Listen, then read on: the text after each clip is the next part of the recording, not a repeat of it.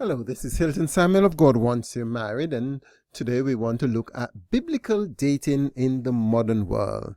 How can you date using biblical principles in modern times? Well, is there such a thing as biblical dating? Should Christians date? Should we actively seek a spouse, or should we wait on God? And what is dating? These are some of the questions we'll be looking at as we go through this very vital and important topic. I want to tease your brain a bit, and I want to ask you a couple of questions. Just take your time, pause the video, and I want you to decide whether or not these statements are true or false. Is dating found in the Bible? Is dating found in the Bible? True or false? Should women approach men for a relationship? Do you agree or disagree? T, true if you agree, and if you disagree. Do you think that dating is bad or counterproductive? Do you agree or do you disagree? True or false? And then here is a statement. In order to have a great marriage, you should initially have love and chemistry to start the relationship. I would like to know what your answers are to those questions. Please, you can put some of the answers in the comment box below on this page. Okay. Let's first start by asking ourselves the question, really, what exactly is dating? There are many definitions, there are many understandings and perceptions and opinions on this thing called dating, but I'll give you what my understanding is. I just simply state that dating is a process of finding, assessing, and deciding if someone is the right person for you, if someone could be your future spouse, your future wife, your future husband. And with that definition, I want us to look at the process that was used in the Bible. Now, the term dating doesn't show up in the Bible, but however, there has been a process of mate selection ever since time began. When God first made Adam, he gave him Eve. So God actually was the first matchmaker.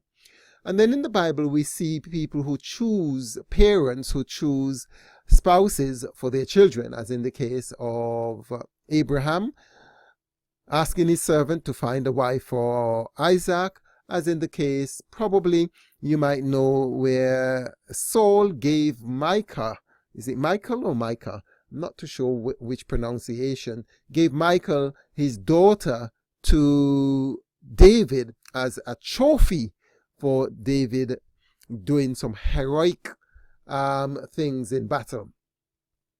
And sometimes in the Bible, people chose their own spouses based on the feelings of passion and love. And we have one great example that I like to talk about, which is Samson.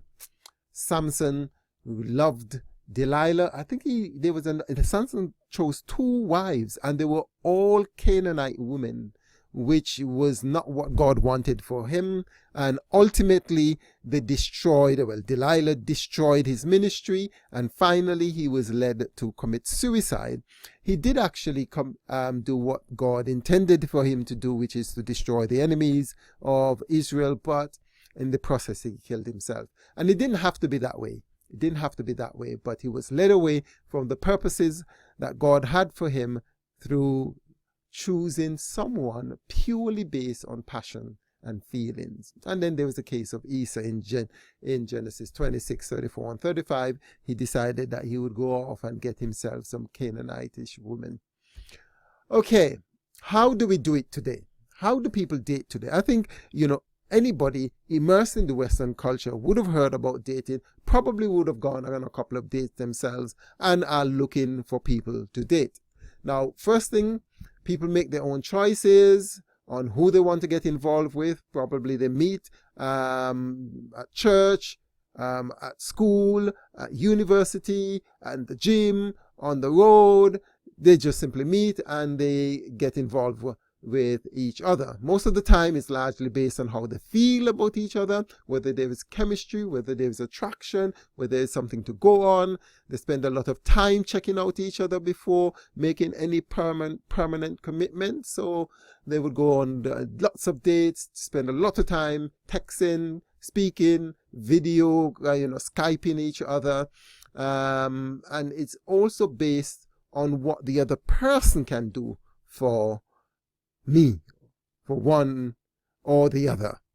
So if they can't fulfill my desires, well, it's not working. There's nothing in it. But most importantly, a lot of people date today with this conscious or subconscious motive or goal of being happy. They want happiness. They want someone to fulfill their need, their quota of being happy. Now, there are lots of issues with that, and we will talk more about that as we go along. Now, Scott Croft, a very good writer for an online site called Boundless. I think Boundless is associated with James Dobson's organization. And Scott Croft wrote an excellent article for that site, boundless.org, and he identified several issues I would like to speak about today. First, he said, modern dating assumes that you will meet my needs and my desires. If you don't make me happy, you are not the one. Biblical dating is one of ministry. In the Bible, God says, let us make for him a helpmeet, a helper, note the word helper, suitable for him. Biblical dating is one of ministry, so we minister to each other for the glory of God. Scott Croft also goes on to say that in modern dating, it assumes that you need to know the person more intensely, more deeply than any other person in the world before you could commit or decide that she's the one. So you spend a lot of time finding out about the background of the person. You spend a lot of time with the person to connect emotionally, to connect through affections. You spend enormous amount of time talking and doing things and getting even intimate. Whereas the biblical approach, and I like this, the biblical approach suggests that real commitment to the other person should precede such high level of intimacy. So we find that people, even when they're not married and they're going out for a long time, they have been going steady, when that relationship breaks, it creates what is known as a heartbreak. They're absolutely crushed and damaged beyond degree. The hurt that they feel is enormous. In fact, if they were to sustain similar physical injuries, they would be permanently in the hospital for a very long time.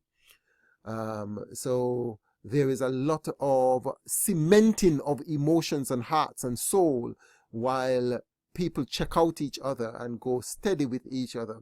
Whereas in biblical dating, it is assumed, well, you see the person, you like the person, you commit, as in the process that Boaz went through and other people went through. And primarily, I love the story of how Isaac got his wife. They intelligently decided the criteria they wanted. They didn't want a Canaanite woman. They went to Abraham's hometown and selected someone from his family, someone who had similar ideals and goals to Abraham. Well, that's it for today. That's it for this episode, that is. In the next episode, we'll continue discussing modern versus biblical dating process. I call it dating process, or the process of selecting mates and spouses, future mates and spouses. So stay tuned. Again, this is Hilton Samuel of God Wants You Married. If you want more of these, I have a whole ton of ideas to share with you as you look to select someone to share your life with in a godly permanent relationship. Before I go, please feel free to subscribe to this channel, to check out the site, and to even subscribe to our newsletter to get more handy, practical, easy to implement ideas of how we could go about finding a godly spouse.